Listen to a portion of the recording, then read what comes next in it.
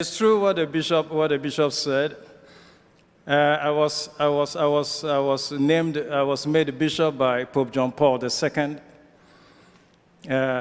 invited to serve in Rome or in the Vatican by Pope Benedict, and now I work with Pope Francis. So I've seen the three popes.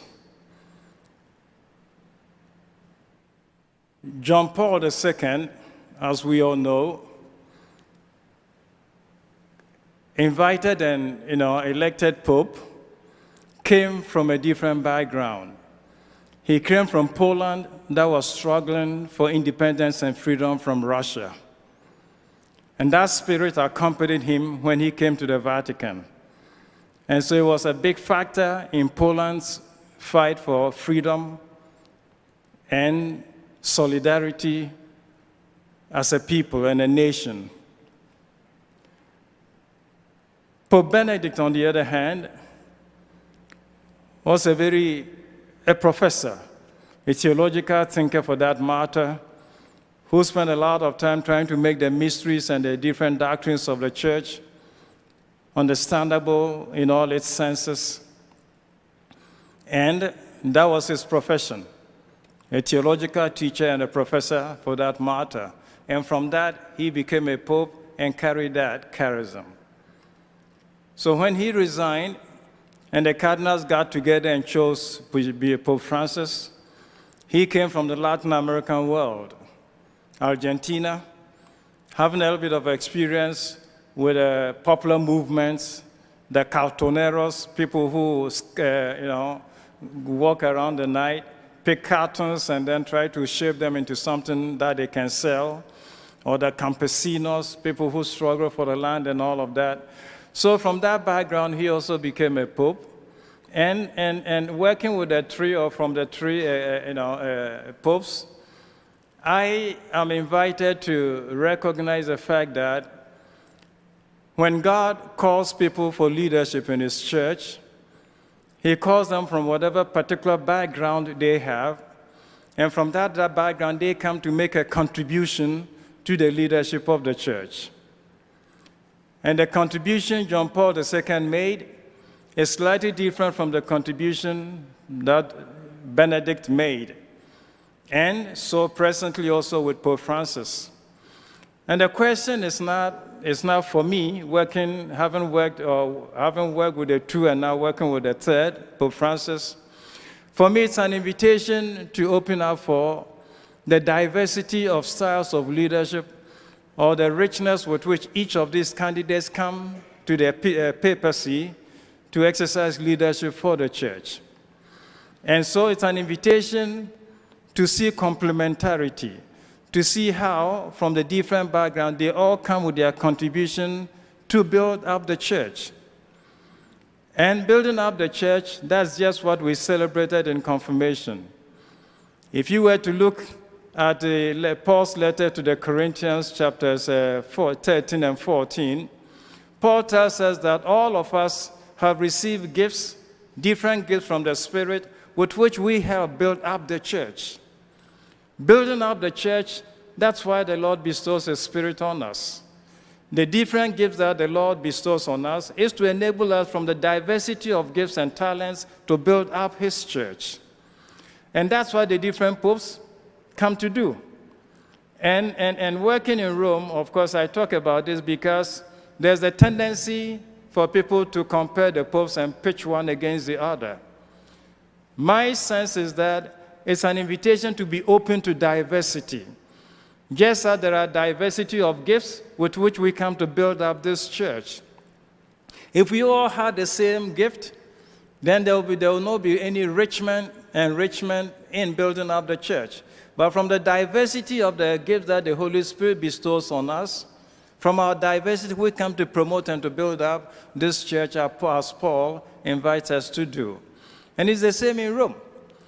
So Pope Francis, coming from the Latin American world, he led the bishops of Latin America as their secretary when they met in Aparecida in a meeting and a conference. And as a secretary, he celebrated with the Latin American bishops the challenges of Latin America in his day. And that was the challenges of the Amazon forest. And what was happening to the Amazon forest was the challenges of the shift of the economy of Argentina to be a heavily indebted economy, and so very many other experiences in Latin America. With that experience now, he's elected Pope, and he comes to the papacy with this type of experience. So Pope Francis then is a Pope who's very, very, very conscious and very sensitive to issues of the environment. And so, as you know, having been elected, the first public celebration he had in St. Peter's was the feast of St. Joseph, as the guardian or the custodian or the caretaker of the family, of the Holy Family. And on that occasion, the Pope reflected on the role of Joseph as the caretaker of the family, of the Holy Family, Jesus and Mary. The Pope said, we all invited to exercise the same care.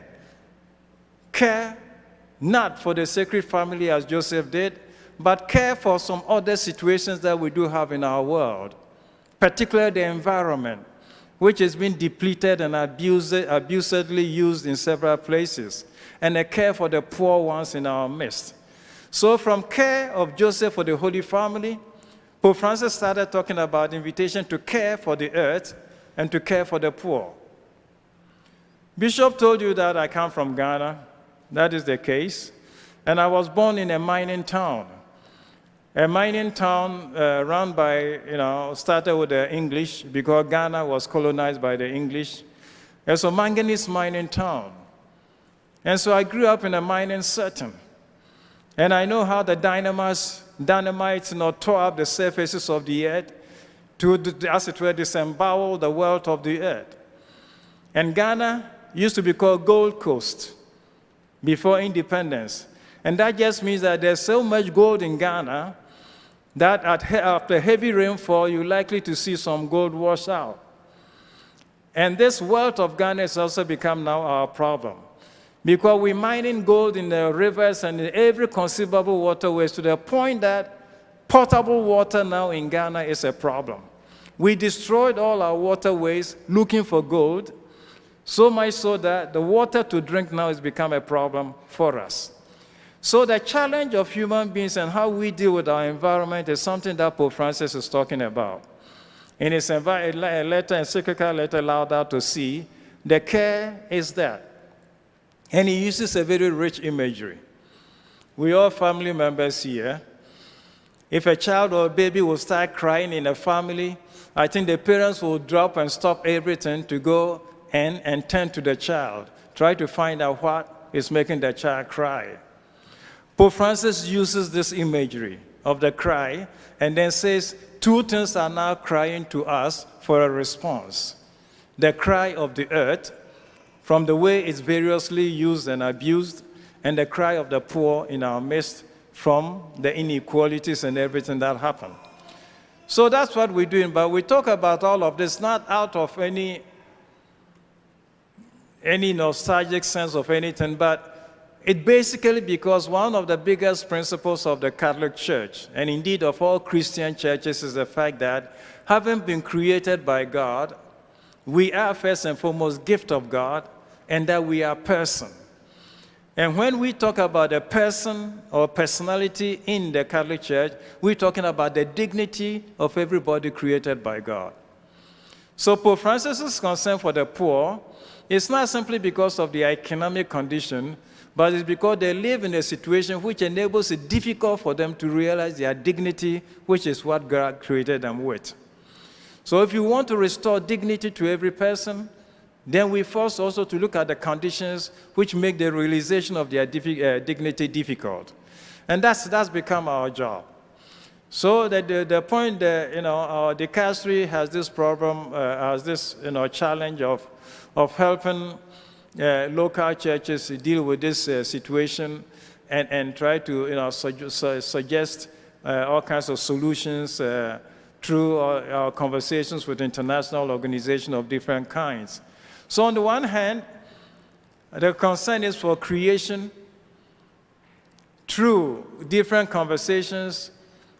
Our office is not we're not into the talk of divesting from anything. Our office is engaged right in conversation.